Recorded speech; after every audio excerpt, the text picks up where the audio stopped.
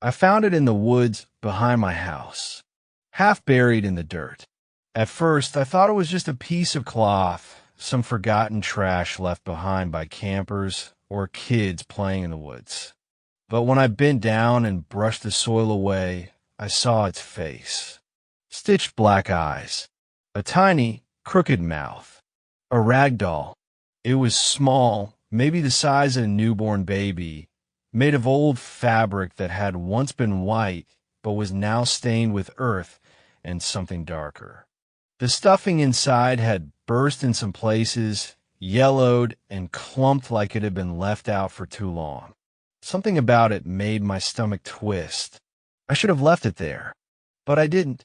I don't know why. Maybe because I felt watched. Maybe because in that moment I swore I heard something whisper my name. I took it home. That was my first mistake. I placed the doll on my kitchen table and sat across from it, staring. Up close, I noticed something was off about it. Its eyes weren't just black stitches, they were too deep. Like the fabric had been punctured and something had been sewn underneath. It didn't feel empty. It felt like it was looking back at me. A ridiculous thought. Just an old, abandoned doll. But still, I felt it.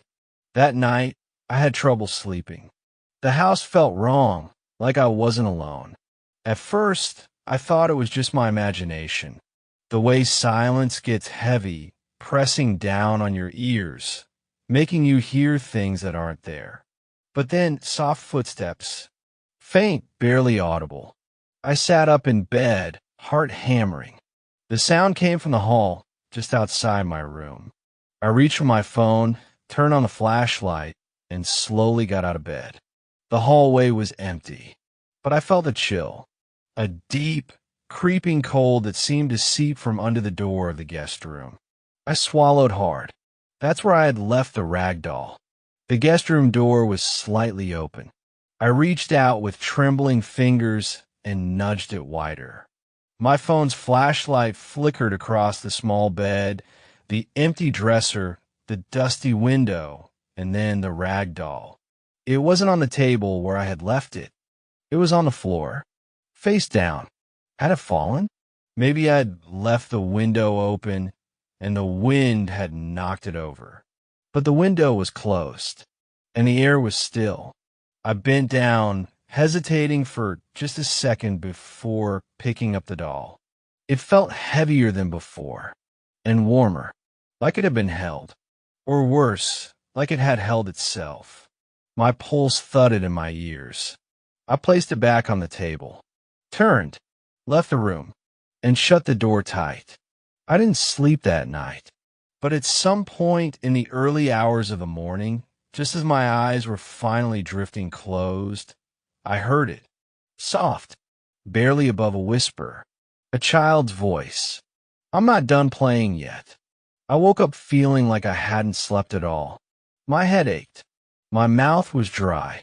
And for some reason, my hands felt dirty, like I had been digging. I sat up and looked at my fingernails. Dirt, dark packed under them. I swallowed hard, my stomach twisting with unease. Then, a sound from the hallway. Something soft, something dragging. I threw the blanket off and rushed out of my room and stopped cold. The guest room door was wide open, and the rag doll was sitting in the middle of the hallway, facing me, waiting. I didn't touch it.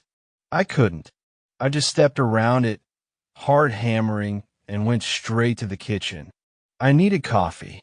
I needed to clear my head. But when I opened the cabinet to grab a mug, something fell out. Something soft. I jumped back. It was a piece of fabric. White. Stained. Like it had been ripped from something. My breath came short and fast. I turned and froze. The rag doll was on the kitchen counter, right next to the coffee maker. I stared at it, my skin crawling. I hadn't brought it here. I had left it in the hallway. Hadn't I? My hands clenched into fists. I was done playing this game. I grabbed the doll by its stitched-up arm and stormed out the back door, straight into the woods. The same woods where I had found it, where it belonged. I dug a hole, deep, threw the doll inside, covered it with dirt, and left it there. I told myself it was over, but I knew it wasn't, because as I turned to walk away, I heard it, muffled, from beneath the earth. A giggle. I should have left town. I should have packed a bag, gotten into my car, and driven as far away from that cursed patch of dirt as I could. But I didn't. I convinced myself that I was just imagining things, that my exhaustion, my stress, and my overactive imagination were getting the better of me. That night, I went to bed telling myself that the doll was gone, buried, and that nothing else was going to happen. I was wrong. I woke up to a sound, a faint, scraping noise, like fingernails dragging against wood. I held my breath, listening. The sound was coming from beneath me, from under the floor. My pulse pounded in my ears. Rats, I told myself. Just rats. But I didn't believe it.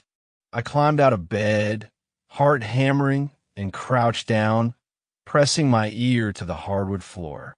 For a moment, there was silence. Then scratch, scratch, scratch. Slow, deliberate. I jerked back, scrambling to my feet. No, it couldn't be. I had buried it. It was gone, wasn't it? I grabbed my phone and turned on the flashlight, shining it across the room. Everything looked normal, but I felt it. A weight in the air. A presence. I swallowed hard, my throat dry. And then I heard it a giggle. Soft, muffled, coming from under the floor. I couldn't stay in my bedroom. Every instinct in me screamed to get out. I grabbed my car keys and rushed downstairs, heading for the front door. But the moment my hand touched the doorknob, I felt it a breath. Right behind me, I spun around and saw a shadow move. A shape, small and twisted, slipping out of sight just beyond the hallway. Into the kitchen. I didn't want to follow it, but I had to. I stepped forward, my entire body trembling. The kitchen was dark, but something was there. I could hear it. A low creaking noise, coming from the kitchen counter. I lifted my phone, shining the flashlight toward the sound, and my heart stopped. There on the counter, the rag doll, sitting upright, facing me, with its mouth unstitched, as if it had been chewing through the threads. And then, in the silence, it tilted its head, just slightly, just enough. I dropped my phone. The light flickered, and in that split second of darkness, I heard a whisper right next to my ear. I found my way back. I don't remember running. I don't remember how I got to my car. I only remember the feeling of something watching me, something smiling. I drove. I didn't know where. I just drove. Streetlights blurred past, and my hands trembled on the wheel. This wasn't happening. It couldn't be happening, but it was. And then a movement in the rearview mirror, something small in the back seat. I slammed the brakes. The car skidded to a stop on the side of the road. I turned, heart pounding. The back seat was empty, but I felt it. Something was here with me, watching, waiting. I gripped the steering wheel, my breathing ragged. I had to end this. For good. I needed to go back. I needed to burn it. The woods were darker than I remembered. The air was thick, pressing against my skin like wet cloth. I found the spot where I had buried the doll. The dirt was disturbed, like something had crawled out. I clenched my jaw, refusing to let the fear take hold. I needed to do this. I grabbed my shovel and dug. Deeper, faster. The earth was loose, as if something had been moving through it. And then I hit fabric. I hesitated. My hand shook. I reached in, pulled it up, and there it was. The rag doll, its arms limp, its head tilted, but its mouth was fully open now. And I swear to God, I saw teeth. My stomach lurched. No, no, this thing wasn't going to keep coming back. I grabbed my lighter, flicked it on, held the flame to the fabric, waited for it to burn. But it didn't. The flame flickered and went out. I tried again, and again. Each time, the fire died before it could touch the doll. The wind picked up, the trees whispered, and in the darkness, I heard the giggle again. Behind me, I turned and saw something move between the trees. Something small, something with stitched black eyes. Watching, waiting, I ran. I locked every door, boarded up the windows, turned on every light. But I knew it didn't matter. This thing wasn't outside anymore. It was inside. I could feel it. The air was too still, the house too quiet. And then the creaking started, the same sound I had heard before, coming from under the floorboards. Closer this time, moving toward me. I grabbed a hammer. I didn't know what I was going to do with it, but it was all I had. I wouldn't just sit here and wait. I had to end it. I had to see. I knelt on the floor and pried up one of the wooden planks. And beneath it, I saw the dirt move. I saw tiny hands pushing through the soil. And I saw a mouth that wasn't stitched shut anymore. It smiled, and then it whispered my name. I should have left town. I should have run and never looked back. But I didn't, because by then I understood something horrible. There was no running from it, no escaping it. It wanted me, and it wasn't going to stop. After that night, the night I saw the hands pushing through the dirt beneath my floor, I stopped sleeping. I couldn't. Every time I closed my eyes, I heard it, creaking, scraping, like something moving through the walls, like something crawling. I started seeing shadows where there shouldn't be any. A flicker of movement in the corner of my eye. A shape, small and twisted, slipping behind furniture. And then one night I saw it. I was sitting in the living room, too exhausted to move. The TV was on, but I wasn't watching it. I was just listening, trying to drown out the whispers in the walls. And then I heard footsteps. Soft, small, too light to be mine, coming from behind me. My breath caught in my throat. I turned and froze. There, just beyond the dim glow of the TV, stood something small, something stitched. But it wasn't just a rag doll anymore. It had arms now, legs, a body that moved, and its head was still tilted at that awful broken angle. Its mouth, once stitched shut, had lips now, and those lips were moving. I couldn't hear the words, but I could see them, forming, shaping, mouthing something just for me. Let me in. I ran. I didn't even think about it. I just ran, straight into my room, locked the door, pressed my back against it. My hand was shaking so badly, I almost dropped my phone. I pressed it against my ear, dialing 911 with trembling fingers. The line rang once, twice, then a click, a voice, not the operator, not a human voice, a whisper, one I knew. I'm already inside. And then, from the other side of the door, a giggle.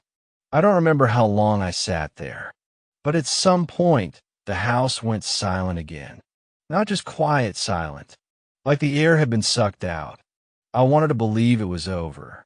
That it was just in my head. But then I heard it. A rustling. A whisper. From under my bed. Something shifted. Something moved. And then a voice. Small. Delicate. You dropped me. My entire body locked up. I couldn't breathe. I couldn't move. The whisper came again, softer this time. Pick me up.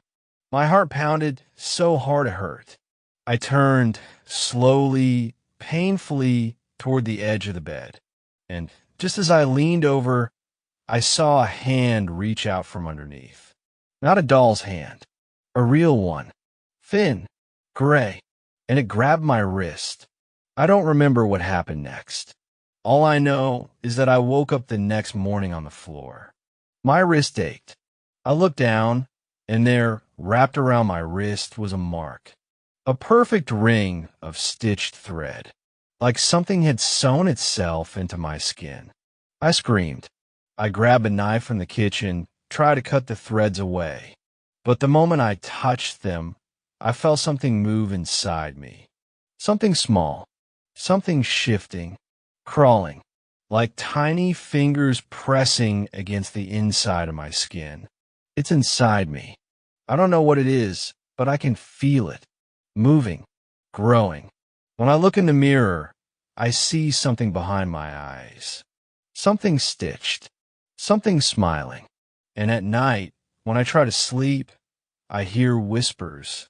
Not just in the walls, not just under the floor, inside me. And it says the same thing over and over. Soft, gentle. You pick me up.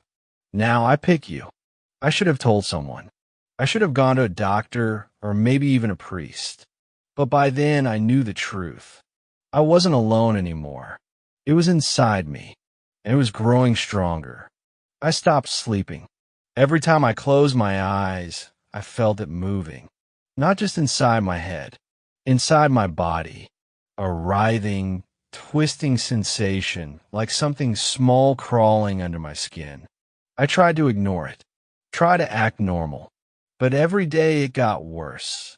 The stitches around my wrist were no longer just markings. They were tightening, like something was pulling them from the inside. One night, I finally tried to cut them off. I sat in my bathroom, my hands shaking, gripping a pair of scissors. I took a deep breath and snipped the first stitch. For a moment, nothing happened. Then, something beneath my skin twitched. And then I screamed, because from the tiny open wound, a thread began to unspool. A black, oily string wriggling out of my wrist like a worm. It didn't stop, didn't end. It just kept pulling itself out, longer and longer, unraveling something deep inside me. And then I heard it, a whisper, not in my head, not in the room, inside my wrist, inside the open wound. You're coming apart. I dropped the scissors. I clutched my wrist, breathing hard, heart hammering. The thread slithered back inside, and the wound stitched itself shut, like it had never been opened. I stared at my reflection in the mirror, and for the first time, I saw something staring back, something wearing my face. The days blurred together. I stopped talking to people, stopped going outside. I was afraid that if I left my house, someone would see it, see the thing growing inside me. I didn't eat, didn't drink, but I never felt hungry, never felt thirsty. Instead, I felt full of something else, something that wasn't me. At night, I sat in the darkness, staring at the walls, listening. The whispers were getting louder, but they weren't coming from the house anymore. They were coming from inside me. I could hear them in my bones, in my veins. Let me out. Let me in. You picked me up. Now I pick you. And then, one night, I woke up with my mouth sewn shut. I bolted up, gasping, my hands clawing at my lips. The thread was there. Thick black stitches, crisscrossing my mouth like a rag doll's. I tried to scream, but only a muffled, choking sound came out. Tears blurred my vision. I stumbled into the bathroom, flicked on the light, and almost collapsed. My reflection, it wasn't me. It was her, the doll, not in my hands, inside my skin. Her eyes were my eyes, but they weren't human anymore. Black buttons stitched into my face. Her stitched mouth, my mouth. My face. I shook my head, trembling. No, no, no. I tried to say, but I couldn't. I reached up, hands shaking, grabbed at the stitches over my lips, and I ripped them apart. The pain was blinding. But when I opened my mouth, something else came out. A giggling voice. One that wasn't mine. And it said, "Now we match." I don't know how long I sat there, staring into the mirror. At some point, the stitches on my lips vanished, like they'd never been there. But I knew they had, and I knew what was happening to me. The rag doll, it wasn't just a thing anymore. It was a part of me, and I was becoming it. That night, I didn't sleep, because I knew, if I did, I wouldn't wake up as myself. I had to end it. I had to get rid of the doll. But when I searched my house, it was gone. The rag doll wasn't there anymore, because it didn't need to be. It was inside me now. I ran outside, into the backyard, back to the place where I first found it, the hole in the dirt.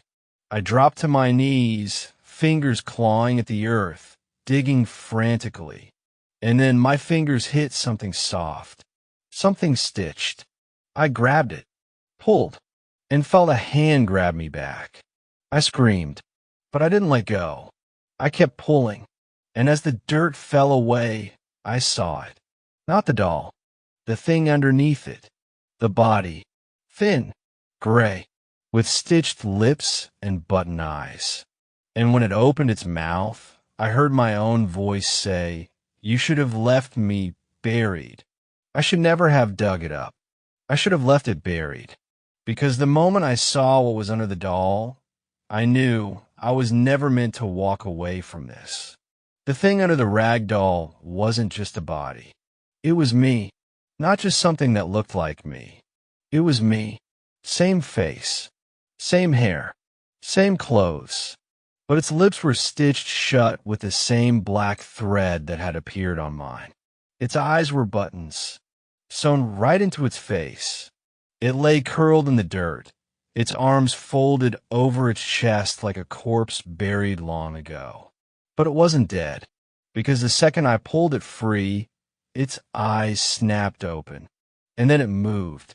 It sat up, and its head turned toward me. Its mouth didn't move, but I still heard its voice, and it said, "You took my place." My breath hitched in my throat. "No," I whispered, stumbling back. "No, this isn't real."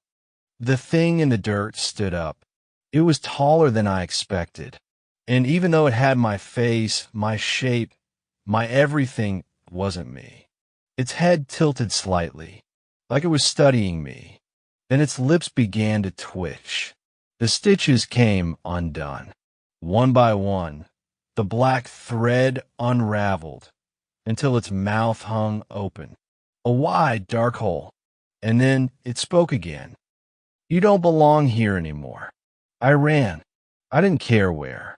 Didn't care if I tripped, fell, or broke something. I just knew I had to get away. The night air was thick, heavy, choking. My feet pounded against the ground. My lungs burned, and I could hear it behind me. The thing with my face. But it wasn't chasing me. It was following me, like it already knew where I was going, like it knew I couldn't escape. I reached my house, fumbling for my keys with shaking hands, jammed them into the lock, threw the door open, and slammed it shut behind me. I braced against the wood, heart racing, breath ragged. Silence. I didn't hear footsteps outside. Didn't hear anything. I swallowed hard. Then slowly, I turned around, and it was inside, standing in the middle of my living room, staring at me, smiling, button eyes, loose stitches across its skin, and in its hand, it held a needle, dripping with black thread. "I don't understand," I whispered. "Why is this happening?" The thing cocked its head, and then it took a step toward me. I pressed myself against the door, trapped. "There always has to be a doll," it said softly. It was my voice, but it wasn't mine. I shook my head. "No, no, I'm not." It moved fast. Before I could scream, before I could even breathe, it was in front of me. The needle stabbed into my skin, right at my wrist, and the thread started sewing. I collapsed, my body convulsing, my limbs locking up.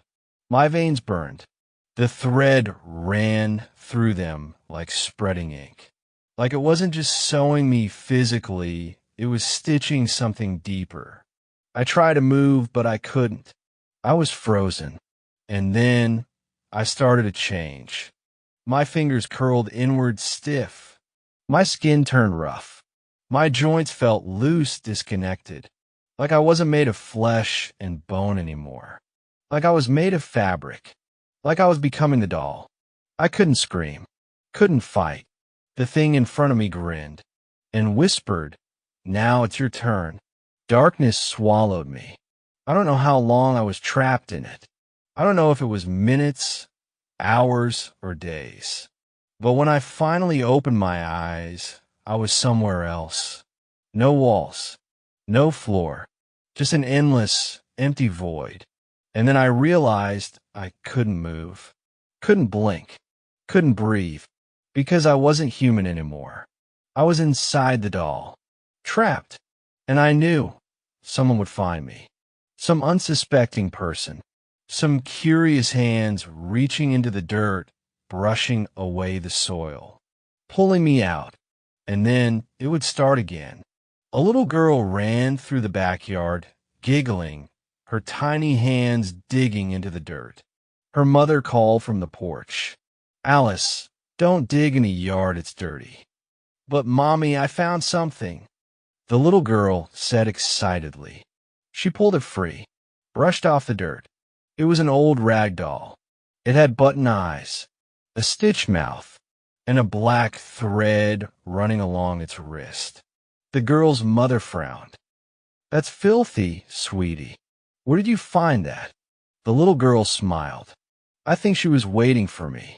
And as she held the doll close, its stitched lips curled upward into a smile.